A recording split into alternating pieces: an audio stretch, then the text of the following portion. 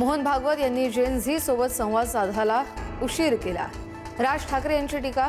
मोहन भागवत यांनी जेन झीवर दाखवलेला विश्वास आणि साधलेल्या संवादावरून टोला।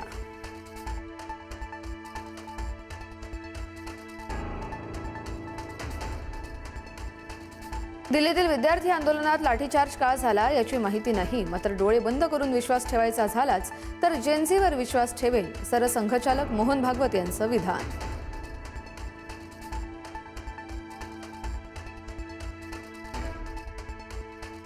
आतापर्यंत जेवढे पेपर फुटले ते कोचिंग क्लासेसच्या माध्यमातूनच फुटले।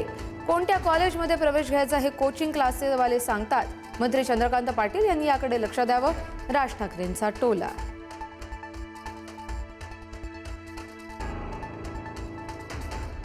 उपमुख्यमंत्री एकनाथ शिंदे आज पंतप्रधान मोदींना भेटणार असल्याची माहिती। पंतप्रधान मोदी जेन झीच्या आंदोलनानंतरच्या परिस्थितीचा आढावा घेण्याची शक्यता।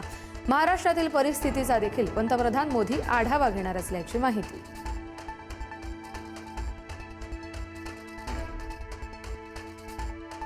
केंद्रीय गृहमंत्री अमित शहा 2 दिवस मुंबईच्या दौऱ्यावर। मुख्यमंत्री फडणवीस आणि उपमुख्यमंत्री शिंदेंची भेट घेणार असल्याची माहिती। तर उद्या बीएससी इंटरनॅशनल कन्व्हेन्शन सेंटरला लावणार हजेरी।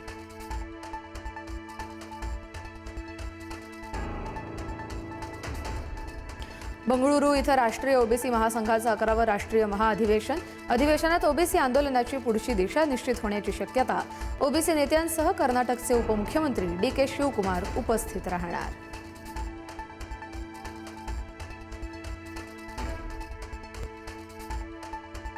राष्ट्रीय ओबीसी महासंघाच्या अधिवेशनाला मुख्यमंत्री फडणवीस हजर राहणार नाहीत। व्हिडिओ संदेश पाठवून दिल्या शुभेच्छा। जातीय जनगणनेत ओबीसींच्या कॉलमचा समावेश करण्याचं मुख्यमंत्र्यांचं आश्वासन।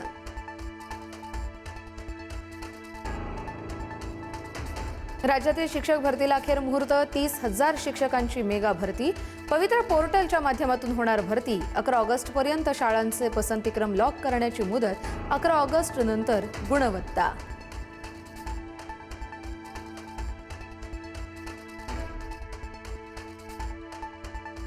भाजप नेते विजय चौधरी यांना स्थानिक गुन्हे शाखेकडून अटक। डॉक्टर हिना गावित यांच्यावरील आक्षेपार्ह ऑडिओ क्लिप प्रकरणी कारवाई।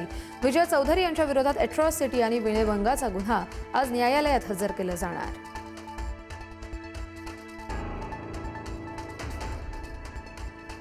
भंडाऱ्यात विकृत तरुणाकडून 4 वर्षीय चिमुकलीवर अत्याचार। नागरिकांनी घटनास्थळी धाव घेताच नराधमाने स्वतःला केलं जखमी। आरोपीला आमच्या ताब्यात द्या असं म्हणत स्थानिकांची घोषणाबाजी।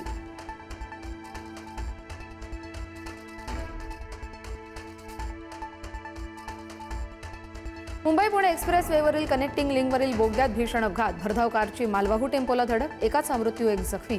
अपघाताच्या काही वेळापूर्वीच त्याच ठिकाणी आणखी एक अपघात झाल्याचं समोर।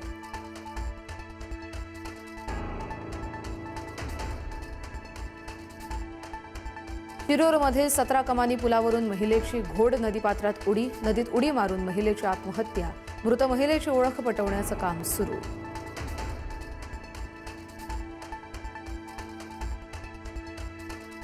देशभरात मान्सून सक्रिय। महाराष्ट्रातही जोर वाढणार। कोकणात 12 ऑगस्टपर्यंत मुसळधार पावसाचा अंदाज। मध्य महाराष्ट्र आणि विदर्भातही मुसळधार पावसाचा इशारा।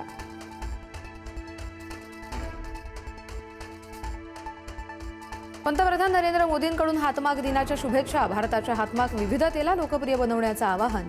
आवडत्या हातमाग उत्पादनांसह व्हिडिओ शेअर करण्याचं आवाहन।